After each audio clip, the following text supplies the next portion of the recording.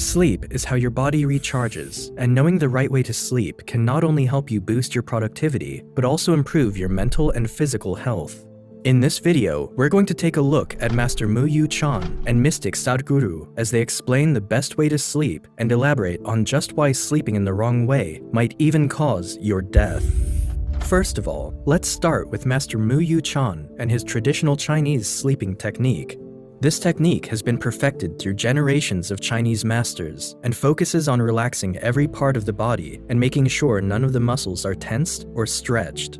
Master Mu Chan explains that there are 3 ways that most people sleep.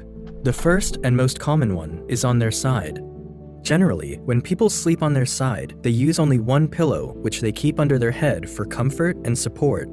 What this does is that it makes the muscles of the outstretched arms stretch, resulting in your shoulder being pulled. According to Master Mu Chan, the shoulder and the hip are connected.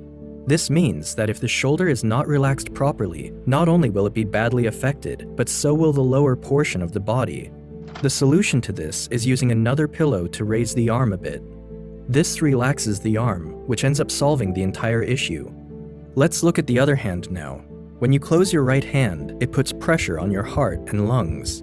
This is solved by using a third pillow and holding that near your chest. The fourth pillow comes into the picture when you look at the legs. Your legs need to be straight and parallel to each other.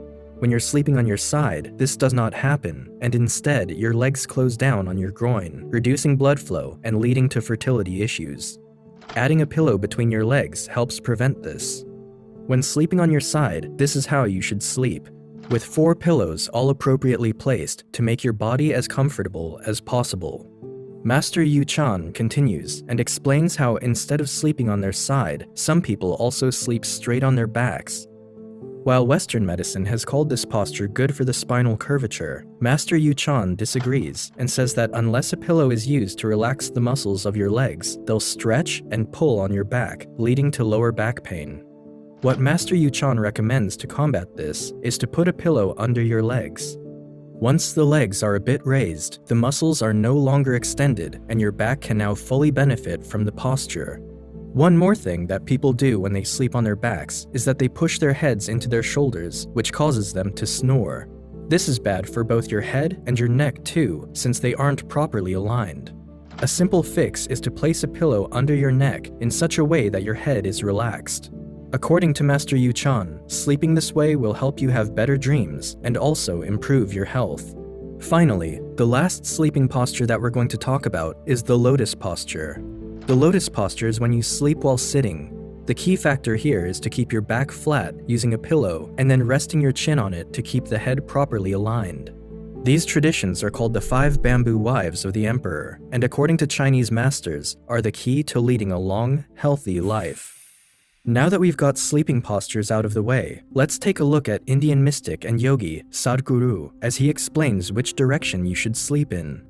There's a general consensus among people that you shouldn't sleep with your head towards the north. Why do you think this is? Well, according to Sadhguru, all of this has to do with the fact that the Earth's insanely strong gravitational pull is always pulling everything towards itself. The biggest proof of this statement, according to Sadhguru, is that the Himalayas are constantly rising. This happens because the Earth's tectonic plates are constantly moving and crashing into each other. As these plates crash, the Himalayas rise. Sadhguru says that this movement is because of Earth's magnetic poles. Now, what does this have to do with us? Well, when you sleep with your head towards the north, the magnetic field affects you the same way that it affects the tectonic plates. As you probably know, iron is a major component of your blood. It forms the core of the red blood cell and is essential for the proper functioning of the circulatory system. When you sleep towards the north, this iron starts moving towards your head. Slowly and gradually, a buildup of this iron and excess blood begins to occur inside your head. Imagine a huge magnet placed at the top of the head, attracting all the iron and blood towards it. When you sleep with your head towards the north, that is essentially what's happening to you. One more thing that complicates the issue here is how sensitive the vessels inside your head are. Since your heart has to pump blood opposite to the direction of the gravitational force, it has to exert more pressure when pumping blood upwards. This is also the reason why the blood vessels in the head are so thin. These vessels don't get a lot of blood flow and aren't designed for an excess of blood. Two things happen when you sleep towards the north. First of all, due to the fact that you're laying down, the blood flow in your head increases more than what it is used to already. This happens because of the lack of any gravitational effect to oppose the heart's pumping. What happens next, however, is what you should be worried about. With your head towards the north, the blood that is already in excess there begins to increase even more. This can lead to stroke or even hemorrhaging. The severity of the side effects is linked directly to your age. If you're young and have strong blood vessels, you might not feel any immediate side effects. However, over a long period of time, the increased pressure along with all the excess blood will lead to chronic side effects. According to Sadhguru, you might even die if your blood vessels are weak and you end up having a stroke. This won't happen the first few times you sleep this way. However, when you keep doing this over a long period of time, you will start to see gradual side effects. Depending on the strength, there are a number of side effects that you might face: stroke, nightmares, disturbed sleep, and worst of all, a brain hemorrhage. The solution to all of these issues, according to Sadhguru, is to never sleep in sync with the magnetic poles. If you live in the northern hemisphere, you should never sleep with your head towards the north. East is best, and then southeast. The south isn't ideal, but it's better than the north. If you live in the southern hemisphere, the instructions are the exact opposite for you.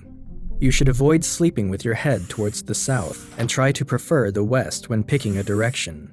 Once again, this is because if you're in the southern hemisphere, you'll be most strongly attracted by the magnetic pull of the South Pole, which is what you need to avoid. Now, to get the best possible sleep, what you need to do is use both the techniques you learned today. First, you need to fix your sleeping posture using the 5 bamboo wives of the emperor technique that Master Yu Chan just taught us. The 3 most common sleeping positions have already been explained by Master Yu Chan, so all you need to do is pick the one you like and stick to that.